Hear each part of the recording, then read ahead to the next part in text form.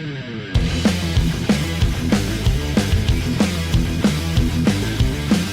in, ladies and gentlemen, to episode number 100. We made it to the century mark of Let's Go Racing with David Starr. Tyler Jones here with you.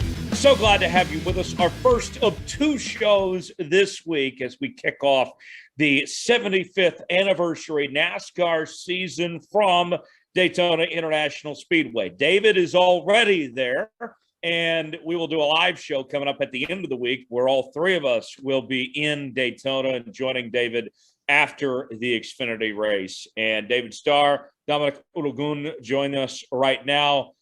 David, let's start with you. Congratulations. We made it, episode 100. What do you think about kicking off the year, episode 100, with us from Daytona, David? Man, you guys are awesome. It was really yourself and, it was Dominic and Tyler, y'all's vision. And, y'all were pretty persistent. And, man, we started our podcast, Let's Go Racing with David Starr. But y'all are I would say y'all are the heartbeat of our podcast. And I never really dreamed that we could do a podcast and just talk about what we love and the passion we have for auto racing, and that people would even want to listen to it. You know what I mean? So, congratulations to both of you guys. Y'all the ones that put the equity, the hard work. Y'all are everything, and then y'all let me participate when we film. And man, it's an honor. I'm humbled, and it's cool that people want to tune in and listen to what you guys have to say, share your knowledge and your, your wealth of knowledge that we have on the sport. And then to hear our guests share their stories. Man, it's just been something, obviously more than I ever would imagine that turn out to be. So thank you guys, so I'm honored, and thanks for letting me be a part of it. David, it is always a pleasure, my friend. And I say friend, I mean, David and Dominic, you guys have become like family over the last 2 years doing this show, and excited for the next 100 of what's ahead. Dominic, you as the historian among us, put it into a historical context perspective. What's this been like from your end of things? Your life probably changed the most between the three of us in that stretch here. I mean, kind of just goes to show the longevity of where we've been at, and how this show's impacted our lives, not only on the air but off the air. I think we're all pretty tight beyond just what you see on the show here. I mean, this is authentic. We're real with everybody. We sure are. Let's put this in historical context for everybody. When we started this show, we had a different president of the United States. When we started this show, David Starr had already raced for 3 different teams to this point compared to our first show. When we started the show, Tyler Jones from then to now has lived in 3 different states. A lot has changed, not just for me, but for all of us. We've had a lot of fun with this. I went from being single to having a wife and having a child. Man, so many cool things. It's been awesome. And I was asking David, I'm going to ask you this, Tyler, right before we were coming on air for the show this week. Of the 100 episodes, how many of them can you recall? How many of them do you have vivid memories of? I think I remember almost all of them, over the years now of this show, and just the memories we've had. And, sometimes like today, we don't have a guest, and it still flies by because we have so much to say and so much to talk about. There's other times where we've had some great guests that have made the conversation good. I mean, we have a good time no matter what, no matter who's here with us, and make the most of what we do with this show. And it's certainly been a journey. David, in that isn't it crazy all that's happened in that 2 years? Just what we've all been through here. No, it's amazing. It's just it's amazing to hear Dominic talk about he was single, now he's married with a beautiful little boy, and Texas, and just all the things that have happened in those 2 years of time that's passed. But it's just remarkable that we're able to have these characters and stars of NASCAR join us to talk about the sport that we love each week in and week out. And I don't know, I just think it's pretty cool, man. I'm just, like I said, you guys are great. You're all like my brothers, and y'all do a great job. And man, if we can get through 2 years, I'm looking forward to the future. And like I said, it's interesting to hear Dominic put it in perspective, and a lot of from the time we started until now. But hey, we love what we do. We're passionate about it, and let's keep digging, guys. Well, and Tyler, I got to mention too, because who's keeping track? Probably you, me, and David combined. But the attendance numbers of the 100 episodes, David's been here for 96 of them. You've been here for 97 of them, Tyler, and I've been here for 98 of them. But who's counting? Thank you. I think you are counting. I think that's the answer. So David and I are tied in attendance, and Dominic is the record holder. So you're the Iron Man of this group. It seems, Mr. Consistency. Kudos to you, Dominic, for your efforts and being here more than anybody else. But I'll say this other note too, and this kind of leads into, we're going to have a shorter show today because we got another show this week from Daytona that we're going to do on Saturday. But I mean, the fans, David, are what make this happen and why we're able to do this show. And I think, Dom, the times that we've been on the road, whether it's a road show or just been at the racetrack, I've been amazed how many people come up to us that listen to the podcast. And, I don't even have to be with David for somebody to stop me and say, yeah, I listen to your podcast. It's awesome when we go to the racetrack and just see how many people love what we do and are intertwined with making Let's Go Racing a part of their weekly routine. Oh, that's pretty cool. It's 100% cool to hear the different tracks we go to across the country, people saying they want to do this. And guys, I got to tell you, we've talked about this internally, but we've never talked about this on the show. But last year when we did our last live show, the Jacques Villeneuve ahead of the Daytona 500, Dave and I, right, we rushed to the bathroom right after because we drank a bunch of water. We needed to use the bathroom. And David and I are talking after with some of the people that were there watching the show kind of behind the scenes with us. And it's like, Dave, how much longer you want to keep doing this? And David, I'm paraphrasing him, but he tells me in his thick Texas accent, oh, buddy, I want to keep doing this as long as we can. Yeah. David, we've had some pretty good guests over the years. Even most recently, Kenny Wallace to Mario Andretti. Last year when we were in Daytona, we did a live interview with Jacques Villeneuve. We've had even our buddy Carl Long has been entertaining. We've had our fair share of laughs and stuff. What's been your favorite person to talk to that we've had on the show, or maybe a couple people if you don't want to give a specific name? Well, everybody, you're just honored that, all the different guests that come on our show that they would give us an hour and 20 minutes of their time just to kind of share their stories, tell us about, how racing became to be a part of their life, who impacted their lives, tell us about their families, hear great racing stories, and then listen to their vision, their goals, racing and in life, and for people just to share some of those intimate things with us and our fans. I don't know. I think all of them, it's just an honor to have different guests.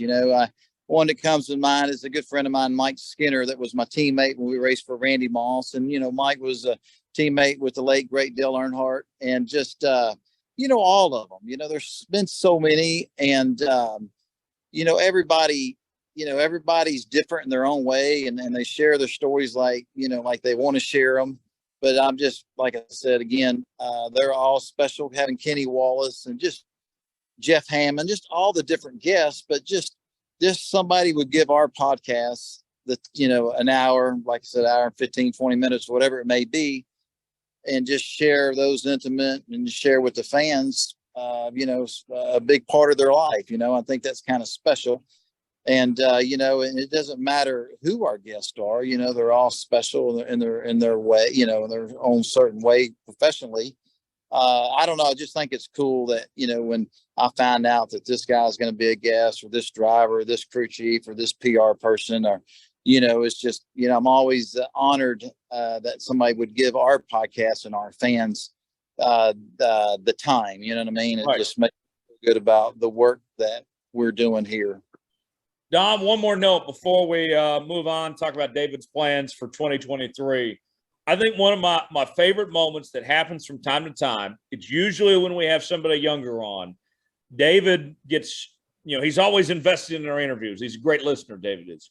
But when I hear David go into mentor mode with some of these younger people, whether it's a younger driver, it could be a young broadcaster, like we had Caitlin Patrick on a couple weeks ago, or whoever it may be, and David gives him advice or just looking into him. Like David's always, I think that's been part of our connection, Dom, is that he loves being around younger people and invested and wants to see them grow in their futures and everything. I love those authentic, moments that we have of David just looking out for somebody like that. Young drivers we've had on too, same thing. 100%. Those that come to mind with that immediately would be Ryan Vargas. We had him on about a month and a half ago, and just kind of hearing them banter back and forth, and just about where Ryan's direction's going in his NASCAR career. When we had James Davison on about a year and a half ago, and I remember vividly David and James talking about where to live, where to go, and David was giving advice, hey, keep doing what you're doing in the Florida area, etc. Just those kind of raw and authentic moments. You're not going to get that a lot of places, but you definitely have gotten that on the show from time to time. And I think of just some of the surprises we've had on our show over the last couple of years. The one that was the biggest to me, and I felt like a student of the sport, just sitting in class, learning and soaking up so information, was when we had Joe Dan Bailey on a year and a half ago, the engineer for Toyota Racing, and just hearing his background and hearing what goes into Toyota's development and hearing his stories of racing and his father and racing in the Cup Series. A lot of fun. We've had so much fun over the last 2 years. We have. We're going to do an extended mailbag segment later on, our Ask David segment in a bit. But first, David, let's talk about your plans for 2023. You officially announced a couple days ago that you'll be joining the team at Our Motorsports, driving the 02 Special Report Boulevard Chevy. Tell us about all of that and what it's going to be like to be racing for Al Motorsports and your outlook here on 2023. You are locked in to Daytona for the first time in a couple seasons. Man, I just hearing you speak about that, man, I'm just honored to still have the opportunities, that I have in NASCAR. And, for Chris Auer and Vic Reynolds, the two owners of Our Motorsports, to give me the opportunity to race their car, and with the equipment and the people that we have on our racing team now, man, to give me that opportunity. It's like the first time I ever raced a race car. It's like, man, you're just pinching yourself, and I'm so excited, even though this is my 25th year in NASCAR. That determination, that fire still burns within me to be competitive, to win. I'm still not done competing, and man, I've been at the shop the last 6-7 days there in Welcome, North Carolina. Our motorsports shop is based in the Richard Childress Racing Complex in Welcome, North Carolina, and that's been cool. Had an opportunity maybe 3 weeks ago to have a meeting with Richard Childress and sit with Richard and Mike Dillon and some others.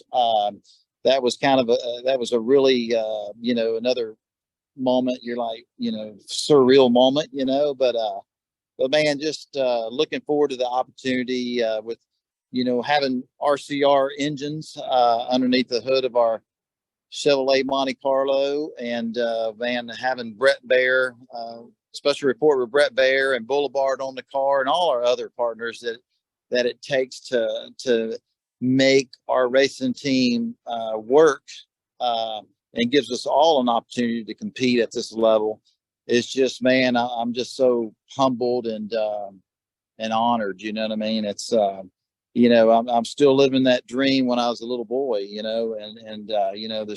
the dream continues, even though it's 25 years later.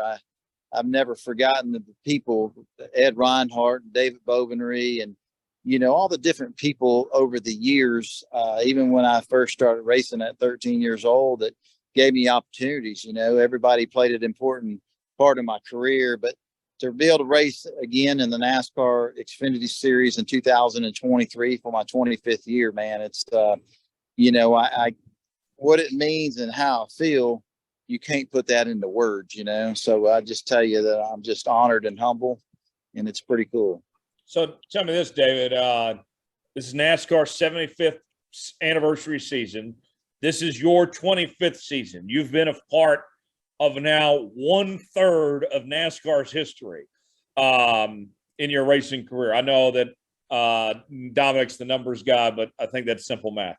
With that said, what drives you? What motivates you, David, at your age, in your mid-50s, it's no secret what your age is, to still go out there and do this? Like, what is it that motivates your passion to go out there and still want to compete at this level? Man, the competition, to compete and try to beat your competition. When you come off turn 4 and they're waving that green flag, and man, you go into turn 1, no matter if it's a Texas Motor Speedway, Daytona, Martinsville, Phoenix, man, just, I love to compete, and man, just besides my wife, Kim, and my boys, that's just kind of what makes my heart beat. Yeah. That's awesome. So, yeah, it's interesting. Every once in a while, somebody say, man, don't you want to retire? Are you going to retire? And it's like, man, I never really ever considered it. You know what I mean? I can still go run 10 miles. I work out. I feel like I'm from a health standpoint, physical standpoint, I'm as good as I ever was. And man, I'm still capable.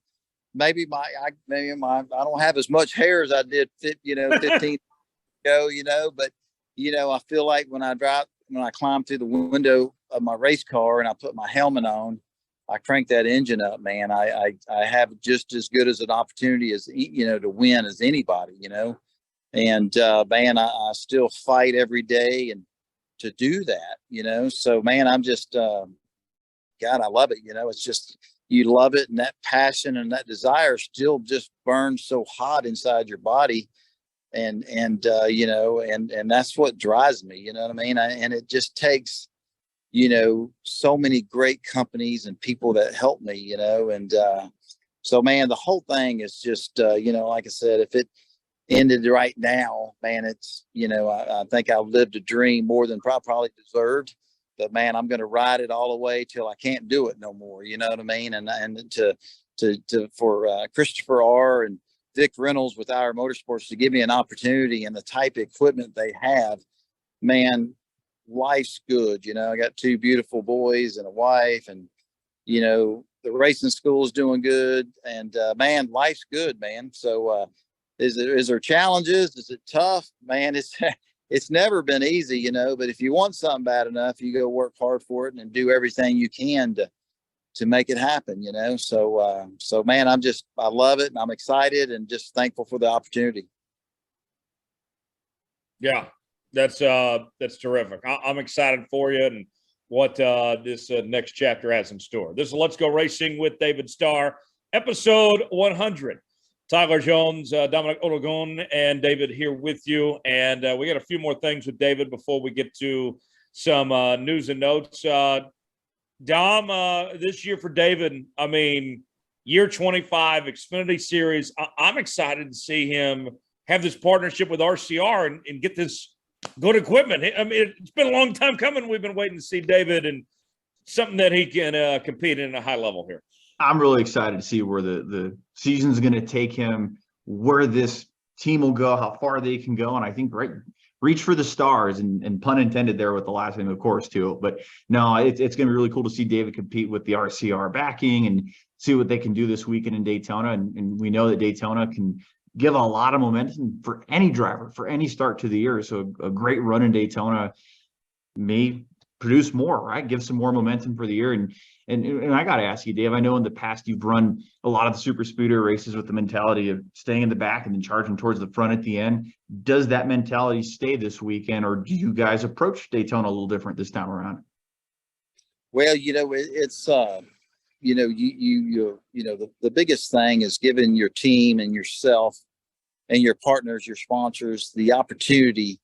You want to be there to give yourself an opportunity for a great finish. And, you just, I'll sit down with my crew chief, Teddy Brown, and the team owners, and we'll have that conversation as a team collectively to make sure that how I see it and in my mind that we're all on the same page about that. We've talked a little bit about it at the shop, but we've been so busy getting our Daytona car, finishing our Daytona car, and getting our West Coast cars ready for California and Las Vegas and Phoenix that we really haven't had an opportunity to sit down and analyze really the Daytona race. But I can share with you, and you got to have a lot of racing luck with you on any race at Daytona or Talladega, but if you could be there at the end to give yourself an opportunity to win or have a great finish, that's the end result, however you do that, and last time I was here, we kind of rode in the back a little bit, and when it got down to the end of the race, we came up to the lead pack, came up to like third or fourth place, and dropped back to about seventh or eighth, drove back up to about third or fourth, and I think coming off turn forward to the white flag, they had a wreck coming off turn four, and I kind of got gathered up in it. I went down into the trial without hitting the grass as far as I could, and I got clipped. And we were running great. We gave ourselves an opportunity, but it didn't work out. So you want to be really smart and just give your team, your sponsors, myself, an opportunity to have a great run here. Does it always work out that way? No, it doesn't. You know what I mean? But man, I just, have another opportunity to race here at Daytona and go for another win is just, dream come true. That's awesome. I'm excited about it. Should be a fun year for David, and we'll be out there this weekend. We'll be rooting you on, and a exciting season ahead. Year 25 for David, season number 75 for NASCAR, and definitely exciting on that front. News and notes wise, Dom, really just two things. Let's go over the highlights from qualifying. Then we got an update from Tony Stewart. Let's start on the qualifying front. Let's start on qualifying. Alex Bowman propelling Hendrick Motorsports to its eighth front row start and eighth pole, rather, for the Daytona 500 in the last 9 years. But more importantly, Alex Bowman making some history. It's an inverse of the front row from last year. Alex Bowman and Kyle Larson will lead the field of the green flag in the Daytona 500 Sunday. But more importantly, Alex Bowman now has 6 front row starts, and that is a NASCAR record. Entering the weekend, he had a tie with drivers like Cale Yarborough, Richard Petty, Jeff Gordon, Buddy Baker, and Bill Elliott. All of them had 5 front row starts apiece in the Daytona 500. Bowman now shatters that. He is the sole owner of that record. And I think it's even more impressive, guys, that he has done that in 6 straight seasons. Every year that he's been a full-time Hendrick Motorsports driver, he has won either the pole or starting outside pole for the Daytona 500, has yet to finish inside the top 10 in the Daytona 500. That's another story, but we'll get more on that later. And Jimmy Johnson, a former Hendrick Motorsports driver, along with Travis Pastrana, locked themselves into the Daytona 500 in qualifying Wednesday night as well. David, let's start off with Bowman. Big accomplishment. I get all that, but you still got to finish up front. If you got the best car, then you need to race like you got the best car here. Alex Bowman, as Dominic mentioned, has yet to finish in the top 10 when he's been starting on the front row here. Is this the year Alex breaks through? We know he's got the car. Do you think he can go out there and win this thing? Man, first of all, to win the pole 6 straight years, I think that's what you said, Dom, is, and, and then front row 6 straight years. yeah, just, and that's a record there. And the company that he surpassed, Richard Petty, Bobby Allison, all the name, Buddy Baker, unbelievable, and, it's the Daytona 500. It's the NASCAR Cup Series. It just goes to show you, even you have a strong race car, Hendrick Motorsports, Alex Bowman, on the front row for 6 straight years. And I believe, Dom, you said that he has not finished those 6 straight years in the top 10. Correct. It just show you how tough of a race it is, and you look back at Denny Hamlin, somebody that's really been pretty dominant over the years. It's these races are hard to win. And you look at a guy that has probably one of the fastest car on qualifying day. And then, you get to the race, the race has got to play out. You got to run the whole race. It's just shows you how tough it is. And if you all the former champions and former winners of the Daytona 500 to accomplish winning the biggest NASCAR race ever, it really sets you apart. It's just very special, and that just goes to show you how challenging and how tough it is and how special it is when you do win it. Yeah. Now, as far as the guys that have already locked themselves in, Jimmy Johnson, as well as Travis Pastrana, Dom, no offense to Connor Daly or Chandler Smith or some of those other guys, but let's be real. These are the people that we all wanted to see. I think everybody wanted Jimmy Johnson and Travis Pastrana to make the field, and they're in. And to me, I think that was the best outcome, was to see those 2 lock in spots. Well, and I love hearing the nerves behind making the 500. Travis Pastrana saying that he had never taken a cup car higher than 2nd gear prior to qualifying. I think that's amazing. Doing the qualifying cold and locking his car into the 500. Jimmy Johnson saying he relied on the pressure he felt in 2002 to qualify for the Daytona 500, like how much so he did this time around. Because recall, yes, he's a 7-time champ. He has won 83 times in the Cup Series, but that team was upstart in 2002. They had very limited owner points from the year before, ran a few races, were not locked into the Daytona 500, and I believe he put it on the front row with Kevin Harvick that year. But nonetheless, he said he had to rely on that pressure, but that pressure and that 7-time championship mentality paid off in making the field for him. David, what do you think about Jimmy and Travis Pastrana making the field already? Man, it feels good. They're just great stories. Jimmy's such a great friend and a great champion. I mean, seven times champion of the Cup Series is just amazing, and I didn't expect anything less than him making the show. And I'm excited to watch him race in the Daytona 500. And Travis Pastrana, man, what a great story. He's such a big superstar, and him to bring new fans to NASCAR, and for him to come in and never driven a Cup car before and then qualify for the Daytona 500, man, it's just a great story that it's a great feel-good story for following it. Yeah, I think so. Dom, Tony Stewart is back to full-time racing? But it's not what you think. He's running NHRA full-time in 2023. Tony Stewart announced on February 14th that he's going to be competing in the NHRA Top Alcohol Series.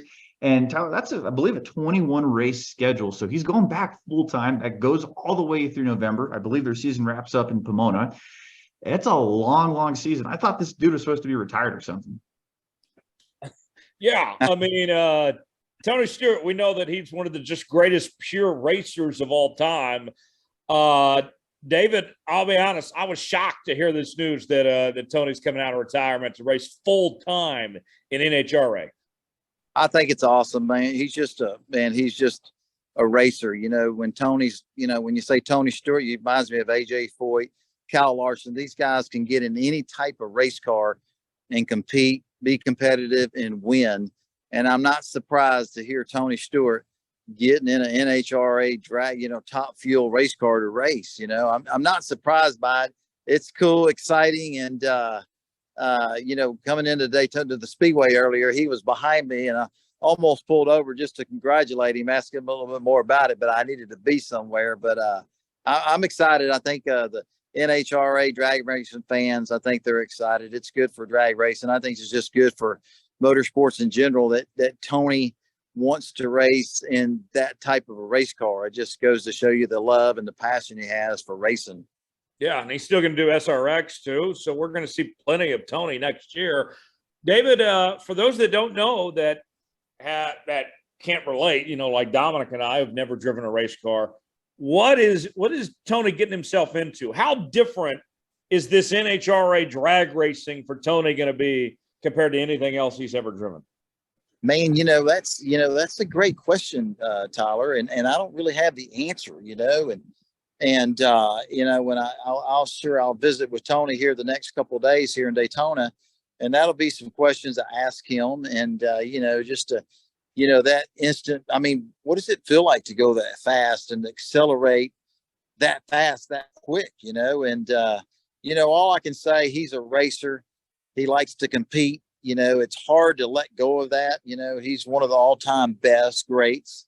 And it's just, man, he still has the passion for racing, competing, so I'll report back to you later, but I can't wait to talk to Tony, just to talk to him about these types of things. And that way we can kind of analyze a little bit more, but I'm excited for him. Dom, he said that he's not expecting to compete at a championship level.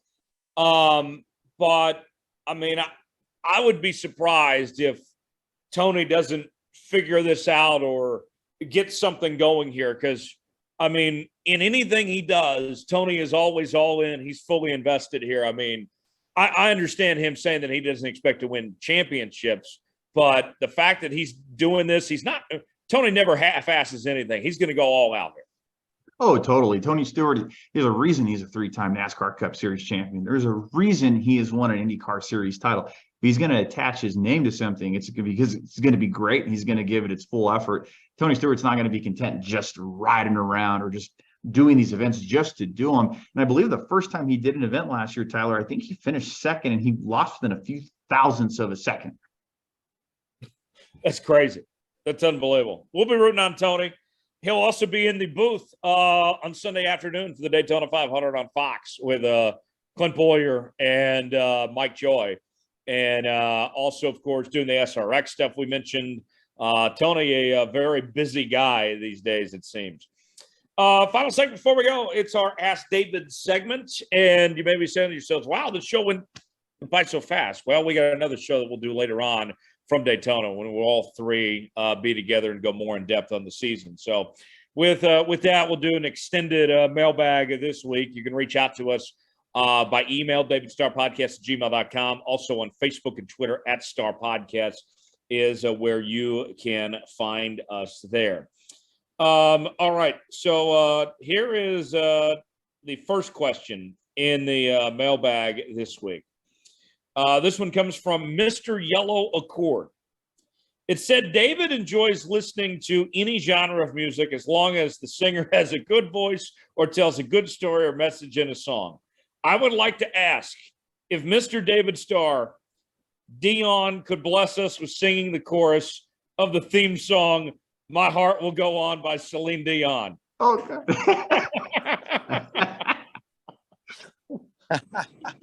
Let's hear that karaoke voice. Hey, guys, a lot of things are going to happen, but that's not one of them, okay? Thing, really happens in my truck when I'm by myself or when I'm taking a shower, Well, but here's the other half of that email. That's good, man. I like that. Hey, Dominic or Tyler, one of y'all take the lead on that. Maybe this week we do some live karaoke, Tyler. But here's the other half of that email. This Mr. Accord guy is pretty smart. After he tries to walk his way out of this, let him off easy. Just wanted to wish him a safe and fun race season. Oh, man. Just tell Mr. Honda Accord, thank you. I appreciate it. You got a cool car. Cool car. Okay, here's another question in the mailbag. David, remember the big crash, the 2018 Xfinity Summer Race, Austin Cindric flipped. What was that wreck like from your vantage point? Do you remember that? I vaguely remember it, you know what I mean? And, I remember it, but I remember when he flipped, but don't remember all the details, you know what I mean? And, a lot of times when that kind of stuff happens and the caution comes out,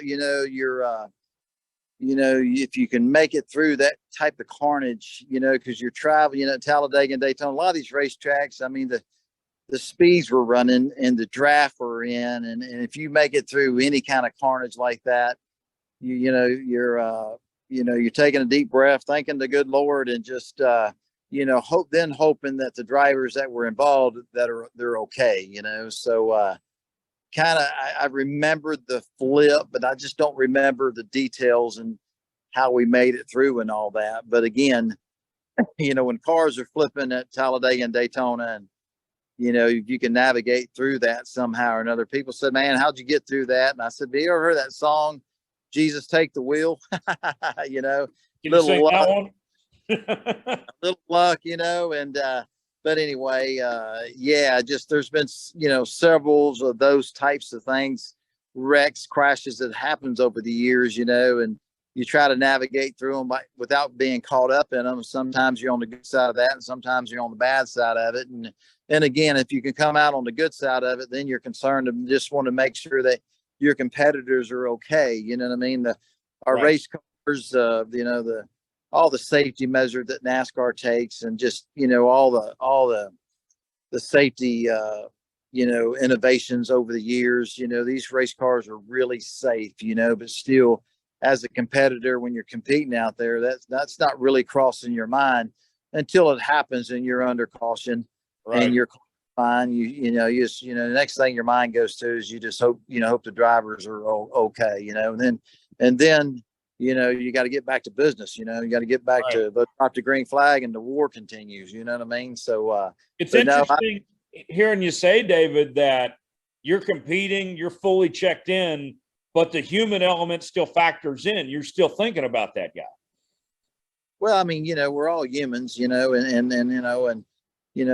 matter of life and death, that's much bigger and greater than competition. You know what I mean? But when your spotter might tell you, or you might see something when you go by the wreck, and you can kind of understand and see the situation. But it's back to we got a job to do. We're paid to do a job, and you're representing your sponsors and your team, and it's just part of what we do. But there for a second, or you just after everything clears, the smoke clears per se, and if there's no damage on your race car, and you're talking to your crew chief and spotter, you just hope that the people involved in these crashes at these high speed tracks, that they're okay. But once you kind of learn that they're okay and understand that you think they're okay, I mean, it's back to mindset. You want to win, and it's back to back to war, back to fight to win. So yeah, it's interesting, how that all plays out. Oh yeah. Dom, like how we can relate. I think back at the Ryan Newman wreck that happened, and covering that Daytona 500. I mean, all of us immediately were thinking about Ryan and weren't worried about the race. I mean, is Ryan okay? I mean, there's always the human element component. Certainly. I remember vividly not being there for that 500, but watching that and just kind of seeing what people were updating through Twitter and social media. And I remember at one point, Tyler, we made the team decision. We had some photos we had taken over the weekend, and we just put up sometimes one of those simple less is more kind of things, where it was a picture of Ryan Newman from Media Day, and the caption said, "Please keep Ryan Newman in your thoughts and prayers." And at that moment, you saw the best of the NASCAR community just come out with their outpouring support, and hey, the power of prayer. Absolutely. Oh yeah. Mike writes in, David, I currently own the truck that you won with at Gateway. Would you be interested in seeing your old short track truck you won at Gateway? Absolutely. I would love to see some of the trucks that we won races in, years past. And, it's cool that Mike, there's people like Mike out there that have so much passion for the sport that Is will this from get. Mike Starr? No, thanks, no, I think so. But it's good that that people are so passionate, and that he bought one of the old trucks that won Gateway with. That was a Spirit Chevrolet Silverado truck, and it's cool that Mike's passionate enough, loves the sport as much that he's going to spend his hard-earned money and put that thing, like, put it back the way it was the day I wanted to race in it. You know what I mean? So, man, Mike, man, that's an honor. Man, thank you for doing that. And I would love to come see the truck, sit back in the truck, and yeah, I think it's wonderful that somebody like yourself would take an old truck like that and put it back in its original condition. And I would love to come see it, sit in it, and all that other stuff. So thank you for doing that. Do you have any of your old vehicles you've raced in, David? Do you own any of those? I have two of them, two race vehicles from years and years and years ago. And yes, I do have them. I have all my helmets, all my uniforms. But there's been so many different race cars that you're driven. But over all the 25 years, I have two race cars that were special to me. That's awesome. Perfect. And I just want to give you a little update here too, David, kind of scouring through the inbox a little bit. And I apologize, Mike, I overlooked this one. So David, Mike was saying here, he goes, I want to let David know that I own one of the short track Spears trucks that he drove while working for Wayne Spears. And he follows up that he's in California and that the truck is here at his shop. It is running and in drivable condition. He's currently repainting the truck and decaling the Spears truck again, back to how it was all those years ago.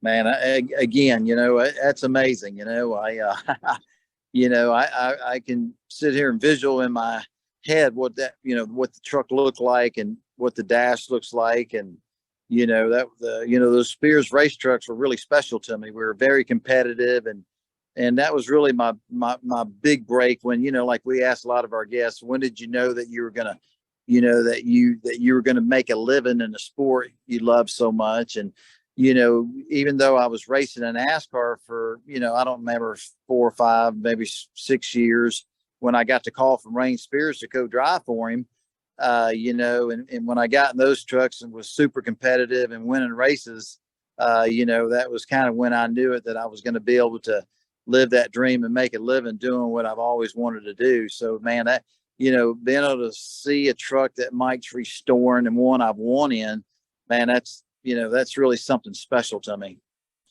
David, along those same lines, people that don't know, what happens to a NASCAR race car or a truck series truck when it does get retired? If it's not torn up, like what do they do with the vehicles? What usually happens? Man, that's a great question, Tyler. And I don't really have a good answer, because all the race trucks that all these great drivers have driven over the years, where are they? Where do they go? Do they get wrecked and they get cut up and thrown away? And, it's I don't really have a good answer for it, but a lot of them being stored at race shops or in storages, or, maybe at a junkyard somewhere or behind somebody's house.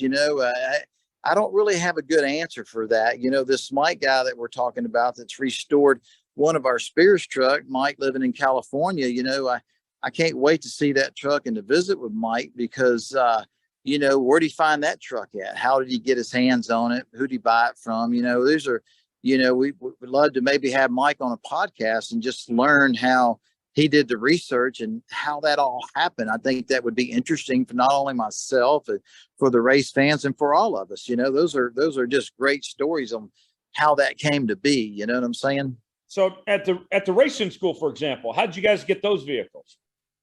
Well, we, out throughout the years, got a lot of them for Richard Childress. Richard would call us and say, hey, I got 4 or 5 cars, and, Boyer, you don't like them anymore. Or, we're building a newer car, or Kevin Harvick, he don't like this car. It's been sitting around, and, he knows that we have a great racing school, and we buy great race cars, and Richard will call, and man, once he calls, my Uncle Mike would go pick up 4 or 5 cars at a time, so that's kind of how we get a lot of our cars that we have in the school, just by, maybe they ran their courses or building newer and better cars, and the teams will call us or just a race car that a driver just drove it a couple races, just didn't like it, and they put over in a corner, and you hear about it and you go put an offer on it and you get it. So that's kind of how we get our racing school cars for Team Texas Driving School.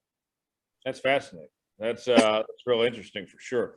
Got time for one more question in the inbox. This is from Team Fent Hub, writes in, David, will we see you in a NASCAR Cup car at least one more time in your career? Well, we're here at the Daytona International Speedway, and I think it was last year I ran the the Coca-Cola 400, and that was kind of a dream come true. But ever since I can remember, the Daytona 500. I remember the 1976 Daytona 500 when David Pearson and Richard Petty had their, last lap duel, and coming off turn 4, Richard passed, slingshot it off turn 4 and passed Pearson, but didn't clear him. And man, they spun through the front straightaway into the tri-oval grass. And then, I heard David Pearson had pushed his clutch in while he was spinning. His motor kept running, and Richard didn't push his clutch in, so his engine stalled, and Richard couldn't get it cranked up, and he was only 20 yards from the start-finish line. And Pearson, when he stopped, his motor was still running, so he let the clutch out and just, went across the start-finish line at maybe 20 miles an hour, But, one of the things I tell you about Daytona, I would love to run the Daytona 500 before all this ends, and I hope that I will run several Cup races before my NASCAR career ends. And I hope to run at least 1 or 2 Daytona 500s. That would just be a dream. And even though I've been part of NASCAR, I've been racing in NASCAR for 25 years, I've never raced in the Daytona 500. And that's something before all this ends, I want to accomplish. So yes, hopefully I will. Well, David, I hope I'm not speaking out of turn when I say this.